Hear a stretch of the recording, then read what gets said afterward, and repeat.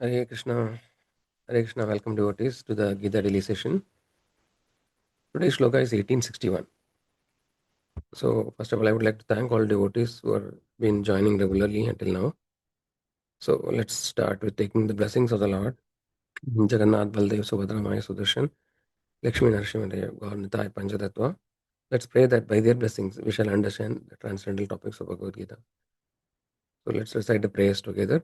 Om Atnanati Mirandasya Nananjana Shalakaya Chakshurunmilidam Yena Tasmai Shri Gurave Namah नमां विष्णुपादाय कृष्णप्रेष्ठाय भूतले श्रीमते भक्तिवेदान्त स्वामिन्निति नामिने नमस्ते सरस्वती देवे गौरवाणी प्रचारिणे निर्विशेषा शून्यवादी पाश्चात्यदेशतारिणे जय श्री कृष्ण चैतन्य प्रभु नित्यानंद श्री अद्वैता गदाधर श्रीवासादि गौरभक्तवृंद हरे Krishna Krishna Krishna Hare Hare Hare Ram Ram Ram Hare Hare.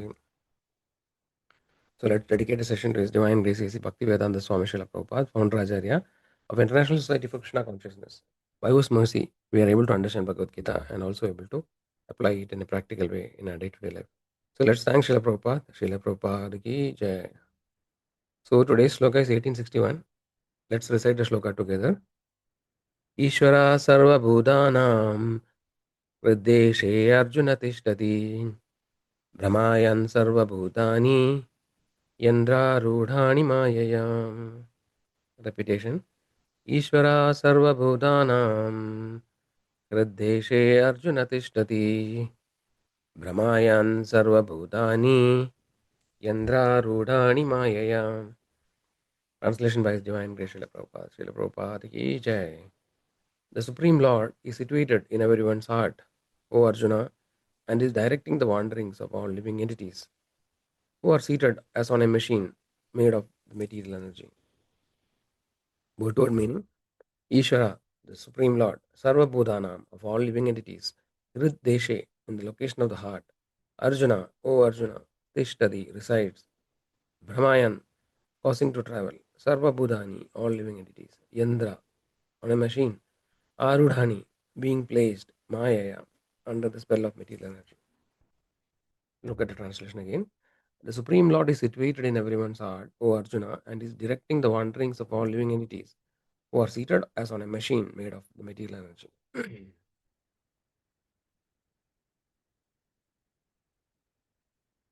So, just to set the context, so we are discussing the 18th chapter of Bhagavad Gita, which is the last chapter of Bhagavad Gita.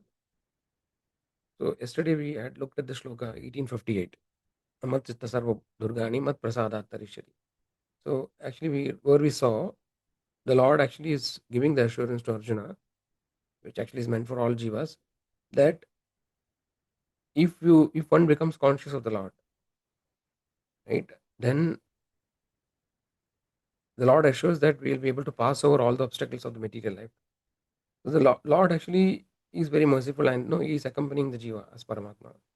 And not only our spiritual needs, even the material needs also the Lord takes care. Because you can see in the material world, no, there are so many jivas, living entities, no, 84 lakh species like animals, birds, trees. So every jiva is provided with what their necessity is, even without asking. So this way, the Lord actually, definitely also takes care of the material needs of the jiva, but it will be also guided by the karmic reaction, of the karmic uh, karma that he has accumulated. So, nevertheless, the jiva, Krishna says that if one takes shelter of the Lord, then he will be able to pass over all the difficulties of the material life. He is giving assurance to Arjuna. So, then actually, today further the Lord actually is describing how the Lord is able to, how is the Lord is guiding the jiva, right? So, Krishna says this shloka we have seen earlier also. Ishvara sarva bhudanam hrideshe Arjuna tishtati. The Lord is saying that because the Lord's expansion Paramatma is situated in the heart of all jivas, the Paramatma knows what jiva is going through, and hence he is able to guide. So let us see the keywords. So first, Ishvara Sarvabhutana, supreme controller of all beings. Ishvara. So first of all, Ishvara means controller, right? So there are two meanings here. One is that of course the Lord as Paramatma is situated in all jivas, and second is that the jiva alone is not the controller. So this implies Ishvara Sarvabhutana also implies that the Paramatma actually is a real controller. The jiva has to depend on the Paramatma for everything. So the jiva is not independent. So this is Ishvara Sarvabhutana. The Lord is situated in every jiva. Then where is the Lord situated? Hrideshe Arjuna Tishtari. So in the region of the heart. So it is mentioned the Jivatma and Paramatma both are actually situated in the heart region, right? And the yogis are meditating this Paramatma form, in the heart. So this way the location of the Paramatma is heart. But actually we cannot, if you cut the heart and do an open heart surgery, we cannot see the Paramatma nor the Jiva. What is the reason? Because it is not matter, right? The nature of the Jiva and the Paramatma is spiritual. It's Chitkana, and spirit cannot be perceived by material senses. That's why we cannot see the heart, Jiva in the heart. Brahmayan Sarvabhutani.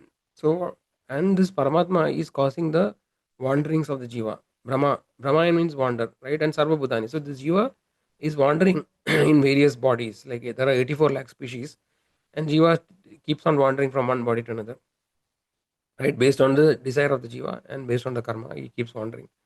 And what is the body? How is the body? Body is like Indra Rudani, Maya. So, this body is like a machine which is provided by Maya, right? Based on karmana devanetrena, based on the karma and the desire of the jiva gets an appropriate body at the time of death. Next body is gets. So this way the body is given by, body is like just like a machine. So the modern people also who is, or atheist also thinks that the body is a machine, right? But only difference is that they can't perceive the force which is acting behind the machine. But externally, it is true that the body is a machine, right? Which is a complex machine. No? But no, but it is given by Maya according to the Jiva's desire. So this is the essential uh, point of today's shloka. So most of the things, so many of these points we have already discussed. So mostly today's session will be like a recap of what we have discussed earlier. So let us try to recap the Jiva's journey. How the Jiva, right, comes to the material world. So we have seen that the Jiva is an part and parcel of Krishna, right, and it's eternally existing, and its Jiva's nature is to serve the Lord. And the Jivas are serving the Lord in the Vaikuntha planets, right, in various rasas, transcendental rasas. But the Jiva has a free will, and sometimes some Jivas misuse this free will, and no, and sometimes they think that okay, why should I serve the Lord? No, I want to enjoy myself. So this is given the analogy. We have seen the analogy of a prodigal son, right? So how it sometimes, when a son becomes a teenage, or a daughter also, when they may have a tendency to become independent, or they have a rebellious nature, and they will think that why should I, stay, because the father is always, trying to give me so many instructions. No, he's not giving me freedom. So let me go out and enjoy independently. So similarly, sometimes the jiva has a free will. This is the nature of the jiva, and some jivas misuse this free will, and then when they think that they want to enjoy independently, they comes to the material world, and the Lord actually is maintaining this material world for the jivas who want to enjoy independently. So that way also the Lord is merciful. So somebody who want to enjoy by forgetting Krishna, because as long as we remember the Father, right, it is very difficult for to enjoy independently. So Krishna gives the forgetfulness as Paramatma, right, and material world is designed in such a way that the jiva forgets this original transcendental position as a spirit soul, and once he comes to the material world, the by Maya's influence and the three modes, the jiva thinks that he is the body, right? He forgets that he is a soul, and he forgets and he thinks that I am the body, and he also has this false ego by which he thinks that I am the controller of everything, right? And I am no, like I am the Lord, right? So this way he has the controlling propensity, and he thinks that okay, all these things are belonging to me. This is my house, this is my country, this is my family. All these things, all these ubadhis comes into being. He thinks that I am the manager, right? I am black, I am white, no, I am Indian. So all these ubadhis are forced upon the jiva, right? So this way the jiva starts his journey in the material world, and the Lord, because the Lord is merciful, he doesn't abandon the jiva completely. No, so he expands as Paramatma, and sits and travels along with the jiva in his journey in the material world. So irrespective of whatever body the jiva takes, the Paramatma always accompanies the jiva. So this is the essential point, right? And now how, so as the jiva contacts the material world, right, it actually develops different vasanas and propensities to enjoy, right? And the various desires develop in the heart of the jiva, and the jiva Paramatma actually sanctions the desires of the jiva, and the jiva becomes entangled because whatever action the jiva does, it has a reaction, right? So we have to see the karma, vikarma, and akarma, right? So the actions which are according to scriptures will result in good reactions. Actions which are against scriptures result in bad reaction, that is vikarma. So by karma and vikarma, the jiva becomes entangled. He accumulates punya and papa, and he takes on different births again and again and again. And sometimes he becomes the topmost demigod. Sometimes he become a stool in the sorry a worm in the stool, right? So sometimes he gets higher birth, sometimes he gets lower birth, right? This way the jiva keeps enjoying and suffering in the material world, which is an infinite cycle, right? So who is responsible for the suffering of the jiva himself, right? So but people who are ignorant, no, they think that the Lord actually is responsible. They blame the Lord. No, think that why the Lord has given me put in me in this condition, why the suffering is happening to me, because the jiva can only see his this lifetime, right? So he may not have done bad things in this life, but in so many millions of lives he has gone through, and he has accumulated karma. The law of karma is like that. Because he cannot see the big picture, he thinks that no, he is unfairly punished, but actually the Paramatma knows everything, right? So this way the Paramatma is a constant companion of the jiva and is a friend. So we have seen this shloka earlier, no? Like how the example analogy of in the Upanishad that is given, Katha Upanishad and Mundaka, that there are two birds sitting on the tree, right? So one is the Jivatma and Paramatma. And the Paramatma has two roles, which is Anumanta and Upadrishta. So Upadrishta is observing all the activities of the Jiva, and by which he also understands the desires of the Jiva. And Anumanta is a permitter. So without the permission of the Paramatma, the Jiva cannot do anything. So the Paramatma will permit activities based on his karmic balance. Right. So if he's entitled to something, then Paramatma will sanction, otherwise it won't. So this way the Paramatma is a constant companion. It is like a permanent CCTV, So we sometimes think that okay, now I do something, nobody's watching me, I can do whatever I like. But the Paramatma is like a CCTV, which is always recording everything the Jiva is doing. So there is no escape. And there are other witnesses also. So this way, no, the Paramatma actually is really a friend as long as the Jiva is engrossed in eating the fruits, right? And forgets the Paramatma will not interfere. But the moment Jiva actually looks towards the Paramatma, right, for guidance, or when sometimes he prays, after suffering, the Paramatma actually helps the Jiva, right, to take the spiritual path. So Paramatma is a Chaitya Guru. He sends a real Guru who actually can assist the Jiva, right? And by that process, the Jiva can start his journey back home. So the essential point is that as long as the Jiva takes shelter of Maya, right, the Jiva keeps suffering. And when the Jiva takes shelter of Krishna, and then actually the Jiva starts becoming liberated, right? So the machine, the body which is a machine is determined by the karma of the jiva, right? It's mentioned Yandra Rudani Maya and Karmana Deva Netrena. So by karma and by the higher superior intelligence, by the Lord, jiva gets a body. So we have seen that shloka, no? Yam Vavismaran Bhavam Tachatante Kalevaram Tam Tame Vedigandaya Sada Sadbhav. So basically whatever consciousness the jiva develops at the time of death, which is sum total of all his activities in his lifetime, that consciousness will determine the next body. So in this context, there are few shlokas which are very important to understand. So 15 in 15th chapter, we'll see that shloka quickly. So it is mentioned 15:8. Shariram yadavapnori yachavyukrama bhritvedani samyadi vayur gandhani vasya. The living entity in the material world carries his different conception of life from one body to another, as the air carries aroma. Thus, it takes one kind of body and again quits it to take another. So, basically, we have also seen this concept of gross body, subtle body, right? So, the jiva, which is the soul, which is covered by two layers mainly.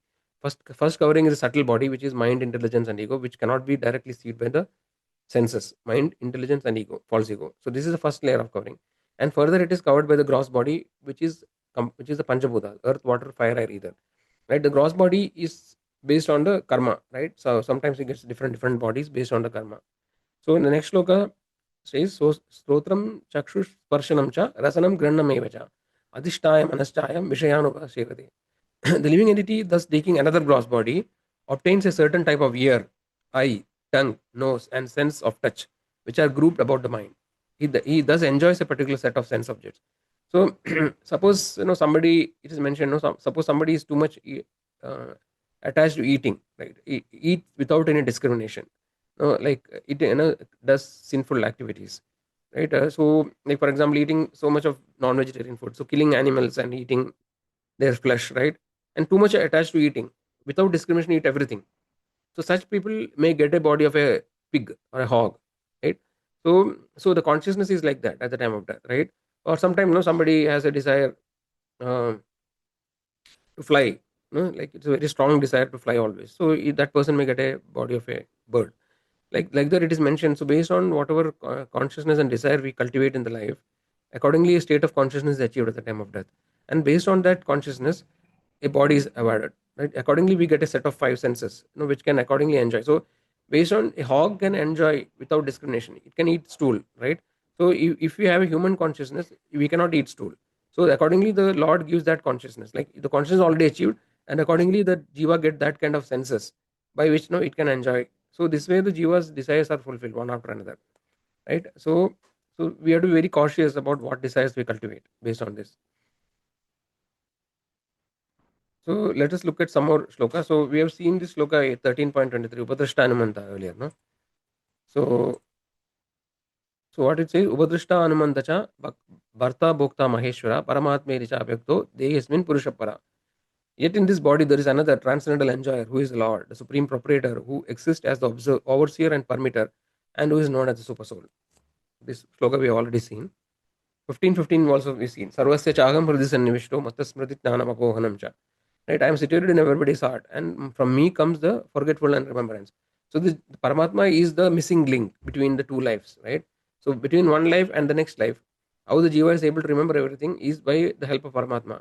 So the Paramatma knows all the desires of the past, right? And also it knows what is the prarabdha karma of the jiva. Accordingly, it impels the jiva to perform various activities, right? It puts the jiva in various situations so that it can enjoy its past desires. The jiva doesn't directly remember the desires of past life, but it actually indirectly, the Paramatma impels the jiva. Right? Whenever a situation comes, it impels the jiva to do this activity. It indirectly reminds the jiva, okay, you had this desire, no, now you fulfill it. Right? So this way, the Paramatma is the missing link, no, between the different lifetimes of the jiva, by virtue of which it is able to remember. Right? And also 5:15 says, no, the Lord is not responsible for the karma of the jiva. Right? We have already discussed it. This sloka says, Nadate kaschadit pavam na chaiva sukritam vibhu atnaneva navritam jnanam tena muhyadi jivan jantava. Now, nor does the Supreme Lord assume anyone sinful or pious activities. Embodied beings, however, are bewildered because of the ignorance which covers their real knowledge. Because the ignorance, the jiva thinks now that actually the Lord actually is, is causing me difficulties, or Lord is causing suffering. But actually, when somebody is enlightened, he understands that all his enjoyment and suffering is only because of his desires, past desires. Right now, we look at Srimad Bhagavatam 3:31:1. Shri भगवानुवाच कर्मणा देवनेत्रेण चन्दुर्देहो भवत्तये स्त्रिया प्रविष्टा उदरं पुंसोरेदा अनाश्रयाम्. The personality God said, under the supervision of Supreme Lord and according to the result of his work, the living entity, the soul, is made to enter into the womb of a woman through the particle of male semen to assume a particular type of body. So this is in continuation with the same concept. How according to his desire, Jiva is achieving different bodies, right? Jiva. So basically, sometimes we say man is that man is shaping his destiny, right? So actually, it is true. But then here, in spiritual perspective, he is not only shaping his destiny in this life, but is shaping his destiny in many lifetimes to come. Right. So basically, each and every karma activity that we do in this life now, it is creating a body for us next. Right. We are only painting the picture, or we are only creating the blueprint of our body. So when each of our desires, no, it actually shapes. Right. So accordingly, no. So if you misuse our senses too much, to over and indulgent in sense gratification, right? So that is actually shaping those senses accordingly. So our form is made, right, as we discussed some time back. So like it may be a hog's body. We are making the hog's body by our desires. So we are only responsible by our activities, and our karma. We are actually slowly creating a blueprint of our next life and many lifetimes to come, right? So this process is going uninterruptedly. As long as jiva is engrossed in sense gratification and forgets the Lord, right, and he desires is continues to keep creating desires, his entanglement is continuing in the material world. It can only be stopped when actually the jiva understand the higher truth, right, and take shelter of the Lord. Right? Then actually his process can be stopped. So let's look at the story. Revisit the story of Harsha Shoga. We have seen this story of Harsha Shoga maybe maybe a couple of months back. I don't remember exactly when, but we have discussed the story. So let us come back, revisit the story. So this is the story of Chitraketu, right, which we have seen. So the Chitraketu story, gives us some clues of this particular shloka, the concept, how actually the jiva takes different bodies, right? So let us look at the shloka. So Chitraketu, was a great king, and he was ruling the kingdom of Shurasena, right? It happened many yugas ago, right? It is not in the recent cycle, but long ago this happened. It was probably in Satya Yuga. And he had all the material pleasures. He married many queens, which was common at that time, and he had many beautiful queens, right? But however, he was very morose because he could not get a child. Even after so many thousands of queens, he could not get any child. So this is an example of what is destiny. No? By destiny and by prarabdha, we can only get what is actually destined. Normally, this is a cycle, course of cycle, right? But great rishis and yogis, they can sometimes alter the cycle. So, understanding the distress of King Chitraketu, the great Rishi Angira once visits his kingdom. Right, so it was very common that the kings used to take advice of the rishis. Right, this was the common. So Angira Rishi came and seeing his plight, he felt compassion, but he explained to Chitraketu that this material, this human form of life is meant for self-realization, not for material enjoyment, and you are not destined to get a child in this life. So no, you please take up the path of devotion service. But Angira said wise Chitraketu could not take because he was too much attached to material enjoyment and also to material comforts or material conception of life. So he tell that without a son, my life is completely useless. I feel completely empty. So please bless me. So when he insisted, so finally Angirishi thought that okay, now he is not ready to take my instruction. So finally he grant a boon, saying that no, okay, you will get. He gives a mantra to Chitraketu, and by the virtue of that mantra and worship, so but he wants Chitraketu said no, you will get a son, but this son will be the cause of both happiness and distress for you. So that is Harsha and Shoga. But because Chitraketu was too much uh, hankering for the child, he actually accepts it. So what happened then? Angira Rishi leaves, and soon the one of the queens consumes, and then she delivers a boy. And then the king was overjoyed. His new happiness knew no bounds. They say, no. So he was completely happy, and he was very happy, and then he did all charity, all those things, right? But what happened? The king became attached to the queen who delivered the son, and all other queens became very jealous of the queen, who delivered the baby. So the sooner what happened, the kings, all these other queens, they conspired, and then they poisoned the child, and the child died. Okay, so this will cause extreme distress. So the king was almost unconscious hearing the news, and he was almost about to die. Like he became so much distressed that he could not tolerate actually the pain of losing the child. The child was obtained after so much of difficulty, right? So so now what happens? Like Angira Muni again visits along with Narad Muni, and actually they give the spiritual instruction to Chitraketu. So to give the correct understanding to Chitraketu, they revive the died, the son who died, actually the child, the small child baby who died. They, by their mystic potency, they revived the child, and the child actually starts speaking, right? He gave profound words. So the child says, in countless birth I have many fathers and mothers, who can claim me as theirs? No, see, basically, the child, the father and mother will cry, saying that, no, oh, my son, how can you leave me? No, you are so young. So to this, the child will reply, who are you? In which birth you are my father and mother? I can't remember. I had so many fathers and mothers, right? So this life is temporary. I came by destiny to you as parents, right? And relationships are formed and broken as the jiva wanders from body to body. They are not eternal. The soul belongs only to Supreme Lord who directs the wandering. So basically, so the child gives the spiritual instruction, right? And by this instruction, Chitraketu became pacified, right? And by the mercy of Narada Muni, actually Chitraketu takes up the path of devotion service, right? And this way he make progress. So Chitraketu then became a great devotee of the Lord, right? And in next birth he becomes a Vidyadhara, and after that actually he becomes the great devotee Vritrasura, who was a great devotee, and in that lifetime he returns back to Krishna. Sankarsana. So he was worshipping Lord Sankarsana, who is Balram, and actually becomes a devotee of Sankarsana. So the essential lessons of this story is that the relationships are temporary, and the jiva takes on different births, right, one body to another, right, and in each relationship he has a set of each birth he has a set of relationship, and which is temporary, and again in next life he has another set of relationship.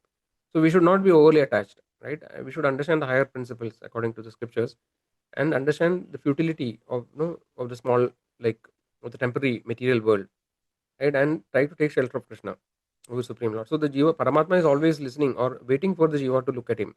And as soon as we become serious about our spiritual journey or spiritual inquiry, the Paramatma starts guiding the Jiva. So essentially, the Jiva has two choices, either depending on the Maya and become entangled, or depend on Krishna and become free. Right, so let's take the see what are the key takeaways of today's session. So the important thing is that we have to be very careful about our desires. We have to watch the desires that we are having in the heart, right? And also always try to depend on the Lord, Krishna, depend on Krishna, right, for guidance, right? So if you are not guided by the Lord, right, then we are guided by Maya. Right? So this is the essential understanding we need to have, right? And also understanding all these uh, important points, we should not try to cultivate new desires, right? We should try to pray to the Lord that please, no, don't fulfill all my past desires. So I have so many desires accumulated in my karmic baggage, right? So if we are sincere and serious about going back to Krishna, we should pray that no, please forget about all the desires which I had in the past. No? Let us all nullify. I don't want them to fulfill those desires now, Lord. My only desire should be to come back to you. So this way we should pray to the Lord, right? Pray to the Lord only for his service. And this another lesson from Chitraketu's story is that as Jiva, no, because we are under ignorance, we are conditioned, we don't know really what is ultimately good for him, good for us, right? So Chitraketu actually did not he was not destined to have a child, but then he insisted that I need a child. So similarly, we also sometimes pray, no, that I need this, whatever happens, I want this. Right? We are very adamant and I want something, right? And ultimately, what happens after getting that? No, we become, it will bring us pain, which is not destined, right? So this way, but generally, all material things bring pain only. But sometimes, no, we are like we keep praying to the Lord. No, I want this, I want this, I want this, and we are insisting that I want that, but we don't know that is good. Like it's like a child, no, who doesn't know what is good, right? A child says that I want to catch the fire, which is not good. Similarly, we have to depend on Krishna, right? The Lord actually knows about everything about us, all the past and future. So we have to trust the Lord and accept what the Lord gives us, right? And not, do not insist. No, I want this. Like no, I want that particular thing. So depend on the Lord. Lord knows what is best, right? Temporarily, what the Lord gives may not be so much palatable, or may not be happy, like no, pleasurable immediately. But sooner or later, that is ultimately good for us. So this way, we should have complete faith on the Lord. And also the spiritual knowledge, no, we are not, we will be receptive to spiritual knowledge only when we become detached from material things. When we are too much attached to material things, we will not be receptive to spiritual knowledge. So this is the example of Chitraketu, right? When he was too much attached to all those things, he could not take the spiritual knowledge which was given by Angira.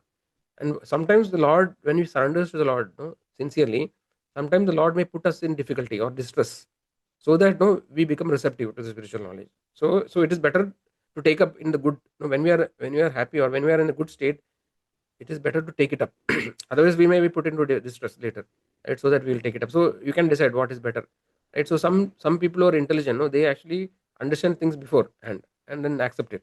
But some people will accept only when they go through difficulty. So it's up to us, no, when to take it up. But then understand that this life, human life, is very short, right? And it is attained after so much of many millions of lives, right? So much of difficulties. So we should not misuse it and waste the human opportunity, which is very rarely obtained. So this is an essential point. Okay, so with that, I think we'll end here because of the time is already over. So let us stand three times Hare Krishna mantra. If anybody has any question, they can put it in the chat. Meanwhile, Hare Krishna, Krishna Krishna, Hare Hare, Hare Rama, Rama Rama, Hare Hare. Hare Krishna, Krishna Krishna, Hare Hare, Hare Rama, Rama Rama, Hare Hare. Hare Krishna, Krishna Krishna, Hare Hare, Hare Rama, Rama Rama, Hare Hare. Hare Krishna devotees, anybody has any questions today?